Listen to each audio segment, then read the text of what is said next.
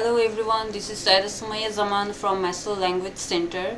So today's topic is sentence. Today we are going to learn about some basic sentences and compound sentence and complex sentences. So let's look at the basic sentences.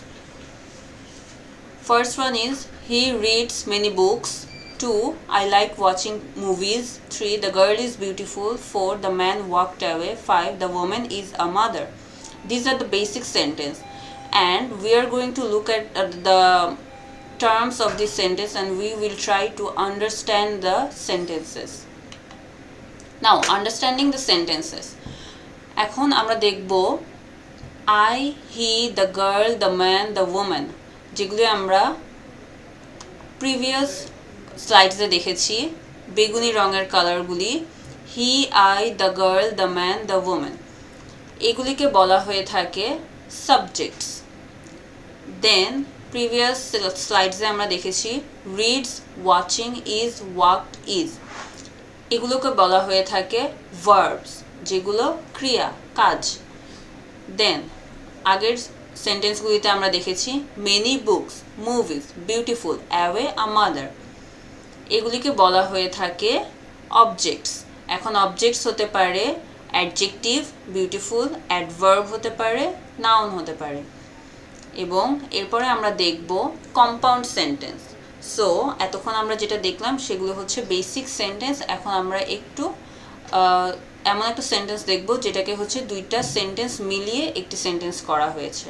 So compound sentence হচ্ছে সেসব sentence যখন দুটা individual independent sentence একসাথে হয় তখন তাকে compound sentence বলে। যেমন she completed her literature review and she created her references list. Okay, so she completed her literature review, শুধু যদি আমরা এইটুকু সেন্টেন্স নেই এটাতেও একটা মানে দাঁড়ায়। এবং she created her reference list, এখানেও একটা মানে দাঁড়ায়, she created her reference list। এখন যখন দুইটা স্বাধীন বাক্য, অর্থওয়ালা বাক্য একটা অ্যান্ড দ্বারা অথবা বাট দ্বারা যুক্ত হয় তখন সেটাকে কম্পাউন্ড সেন্টেন্স বলে। এরপরে আমরা বাট দিয়ে একটা সেন্টেন্স দেখি she is happy with her result but she could have done better. So she is happy with her result, এটা হচ্ছে একটা ইন্ডিপেন্ডেন্ট সেন্টেন্স কারণ এই সেন্টেন্সটা শুধু বসালে এটার একটা মানে দাঁড়ায় she is happy with her result। এবার বাটের পরে যে আমরা সেন্টেন্সটা দেখি সেটা হচ্ছে she could have done better, এটাও একটা ইন্ডিপেন্ডেন্ট সেন্টেন্স কারণ এটা নিজস্ব একটি মানে আছে এবং এই দুইটা ইন্ডিপেন্ডেন্ট সেন্টেন্স যুক্ত হয়েছে বাট দ্বারা। এখন আমরা কিছু সেন্টেন্স দেখব, বাটের কিছু ইউজ দেখব, ঠিক আছে? কম্পাউন্ড সেন্টেন্সে আমরা নর্মালি অ্যান্ড বাট ইউজ করে থাকি এবং আমরা এখন দেখব যে বাট আমরা কোন কোন জায়গায় ইউজ করে থাকি সেন্টেন্সে। যেমন প্রথম হিসেবে আমরা ইউজ করি অ্যাজ আ কনজাংশন। কনজাংশনে হচ্ছে I ran after him but he escaped, I ran after him but he escaped। যখন আমরা কনজাংশন হিসেবে দুইটা সেন্টেন্সকে একসাথে করার জন্য বাট ইউজ করি তখন সেটা হচ্ছে কনজাংশন হিসেবে। দেন বাট আমরা অ্যাজ আ লিঙ্কিং ওয়ার্ডও ইউজ করতে পারি, যেমন I love fruits but I am allergic to berries. So এখানে একটা সেন্টেন্সের সাথে আরেকটা সেন্টেন্সের যোগ বন্ধন এবং লিঙ্ক করার জন্য আমরা বাট ইউজ করতে পারি। বাট আমরা অ্যাকসেপ্ট হিসেবেও ইউজ করতে পারি, যেমন এভরিওয়ান পেইড বাট মি, এখানে বাট মি হওয়ার মানে হচ্ছে সবাই পে করেছে বাট মি, আমি ছাড়া। বাট অ্যাজ এক্সপেক্ট মিনিং মানে আমি ছাড়াও বা জিনিসটা ছাড়াও অন্য কেউ, যেমন এভরিওয়ান পেইড বাট মি, সবাই পে করেছে আমি ছাড়া, এখানে ছাড়া হিসেবে বাট ইউজ করা হয়েছে। দেন বাট ফর প্লাস রিজন, যখন কোনো রিজন হিসেবে বাট ইউজ করা হয়ে থাকে তখন সেটা হচ্ছে ফর রিজন। যেমন but for the traffic but for the traffic মানে ট্রাফিকের জন্য I would have been here an hour ago, আমি এখানে আরও কয়েক ঘন্টা আগে আসতে পারতাম। সো বাট রিজন হিসেবে ইউজ করা হয়ে থাকে। So these are the use of but. এরপর আমরা যদি দেখি ইউজ অফ অ্যান্ড আমরা কি কি ক্ষেত্রে ইউজ করে থাকি। যখন নর্মালি আমরা অ্যান্ড ইউজ করি যখন দুই অথবা তার বেশি ওয়ার্ড অথবা গ্রুপ অথবা ক্লসেস আমরা যখন লিঙ্ক করতে চাই তখন আমরা নর্মালি অ্যান্ড, এটা এবং এটা, এই ইউজ করার জন্য আমরা অ্যান্ড ইউজ করে থাকি।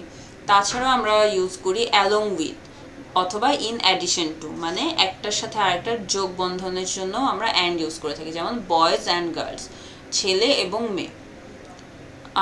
আমরা অ্যান্ড অ্যাজ আ কনসিকুয়েন্সেসও ইউজ করতে পারি, যেমন he fell down and hurt himself, সে পড়ে গেছে এবং ব্যথা পেয়েছে, সো সে পড়ে যাওয়ার জন্যই ব্যথা পেয়েছে, সো কনসিকুয়েন্সেসের জন্য আমরা অ্যান্ড ইউজ করতে পারি। প্লাস মানে যোগের জন্য আমরা অ্যান্ড ইউজ করে থাকি, যেমন 2 and 2 = 4, 2 + 2 = 4, সো যোগের জন্য আমরা প্লাসের জন্য অ্যান্ড ইউজ করে থাকি। 4 নম্বর হচ্ছে use to join identical words or phrases to give emphasize or indicate repetition, so আমরা রিপিটেশন অথবা জোর দেওয়ার জন্য অ্যান্ড ব্যবহার করে থাকি, যেমন বেটার অ্যান্ড বেটার, একই শব্দে আমরা অ্যান্ড ইউজ করলে এটা এমফাসাইজ হয়, মানে জোর দেওয়া হয়, he is getting better and better day by day. এছাড়াও উই র্যান অ্যান্ড রান, আমরা দৌড়েছি এবং দৌড়েছি, মানে এটা এমফাসাইজ জোর দেওয়ার জন্য, ইন্ডিকেট করার জন্য আমরা অ্যান্ড ইউজ করে থাকি।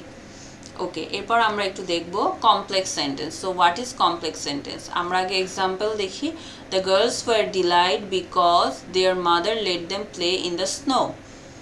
ওকে, সো এখানে দুইটা সেন্টেন্স বিকজ দিয়ে জোড়া লেগেছে। এখন আমরা দেখব কমপ্লেক্স সেন্টেন্স নর্মালি কি।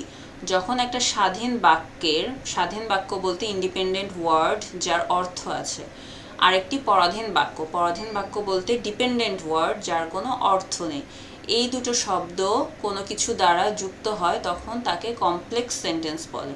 যেটা আমরা উপরে এক্সাম্পল দেখলাম, the girls were delight because their mother let them play in the snow. এখানে বিকজ দিয়ে একটি ইন্ডিপেন্ডেন্ট সেন্টেন্সের সাথে একটা ডিপেন্ডেন্ট সেন্টেন্স যোগ হয়েছে। এখানে দ্য গার্ল ওয়ার ডিলাইট হচ্ছে স্বাধীন বাক্য যার অর্থ আছে, because their mother let them play in the snow পরাধীন বাক্য, ডিপেন্ডেন্ট সেন্টেন্স যার অর্থ নেই।